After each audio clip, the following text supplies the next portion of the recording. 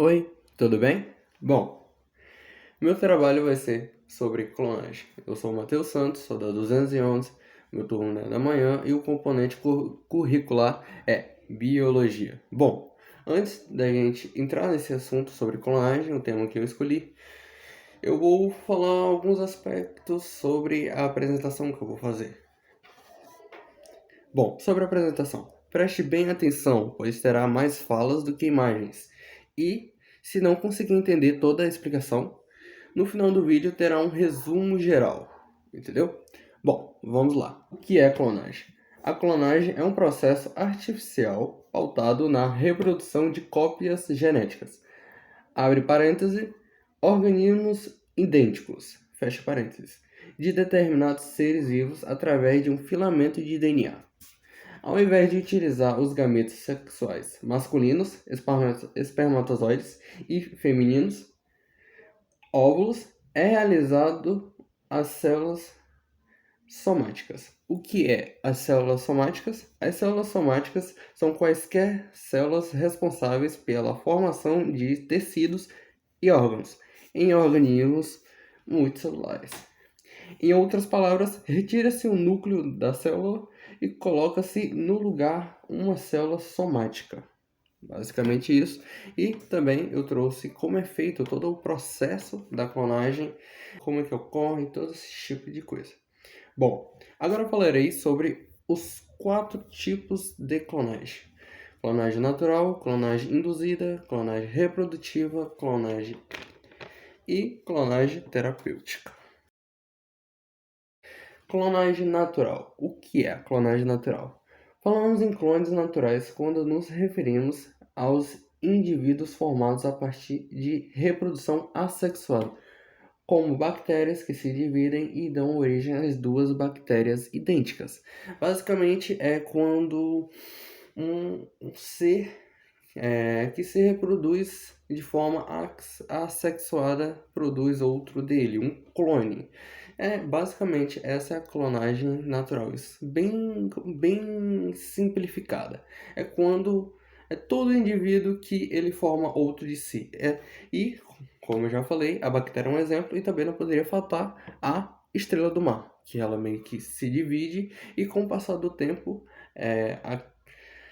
ela se reconstrói, como é que eu posso dizer? Ela forma outro indivíduo a partir daquele pedaço que foi cortado. Bom, basicamente isso. E os seres humanos podem também se produzir clones naturalmente, sendo esses o caso dos gêmeos univitelinos e os gêmeos siameses. Ok.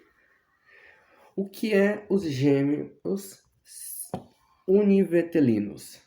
Quando um óvulo é fecundado por um só espermatozoide e se divide em duas linhas de células completas, ele dá origem aos gêmeos idênticos ou monozigóticos, ou ainda univitelinos, sempre são do mesmo sexo. São praticamente iguais, pois durante a gestação compartilharam a mesma carga genética. E os gêmeos siameses são basicamente dois bebês que nasceram fisicamente conectados um ao outro. Bom, aqui são outros exemplos de gêmeos univitelinos e gêmeos siameses.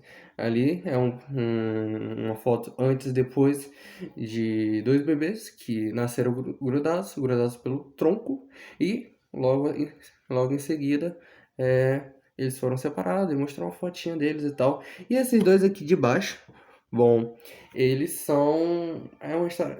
Como é que eu posso dizer? A história deles é bem interessante. Foi através deles que surgiu o termo siameses. Bom, essa é uma história bem longa, então eu vou deixar para outro dia. Vamos lá, continuando. Agora eu falarei sobre a clonagem induzida. A clonagem induzida artificialmente é uma técnica da engenharia genética aplicada em vegetais e animais, ligada à pesquisa científica. Nesse caso, o termo aplica-se a uma forma artificial, baseada em um único patrimônio genético. A partir de uma célula-mãe, ocorre a produção de uma ou mais células, abre parênteses, idênticas entre si e a original, fecha parênteses, que são clones. Os indivíduos resultantes desse processo terão as mesmas características genéticas do indivíduo doador, também denominado original. A clonagem induzida em vegetais baseia-se na plantação e na criação de enxertos, nos quais são implantados brotos de plantas selecionados em caules de outros vegetais. Essa técnica é utilizada para um aumento na produção agrícola. Agora irei falar sobre a clonagem reprodutiva. A clonagem reprodutiva. A clonagem reprodutiva tem por finalidade produzir duplicata de um indivíduo existente. Para esse procedimento, utiliza-se a técnica chamada transferência nuclear. Abre parêntese, TN, fecha parênteses. Que promove a remoção do núcleo de um óvulo e substituição por outro núcleo da célula somática.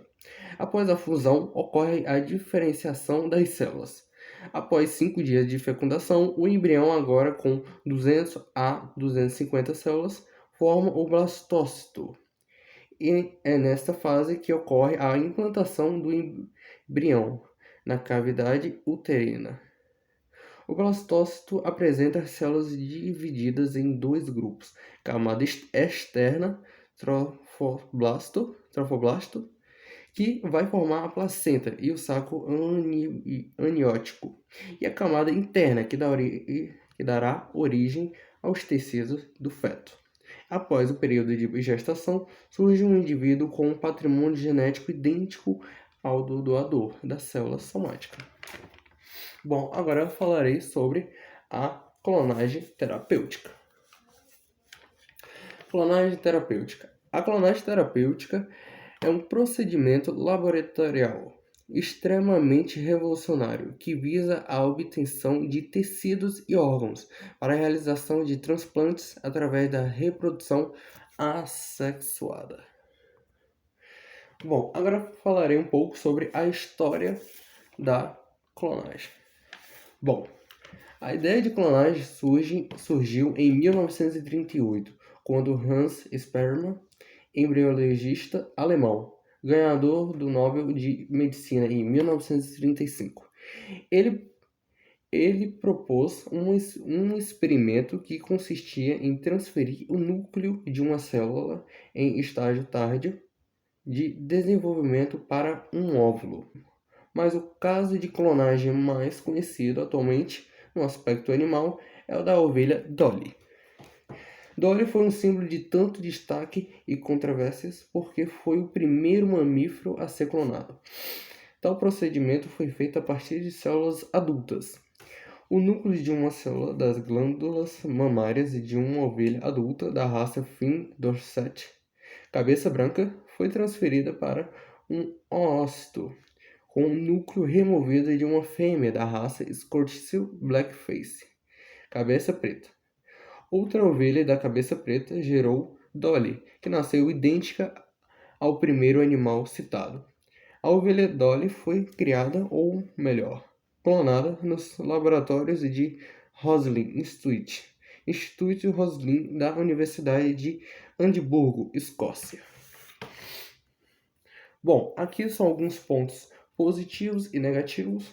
Os pontos positivos são a diminuição ou fim do tráfico clandestino de órgãos, ajudar casais inférteis que não podem ter filhos mesmo após anos de tratamento de infertilidade, melhoramento animal, resgate de material genético, maximização do potencial genético de uma raça. Esses são alguns dos exemplos. Um dos pontos positivos, são inúmeros os pontos positivos, e agora falarei um pouco sobre os negativos.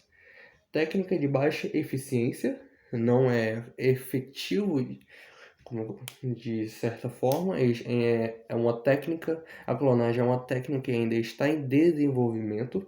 Vários fetos morrem durante a gestação ou logo após o nascimento. Grande número de anomalias e envelhecimento precoce.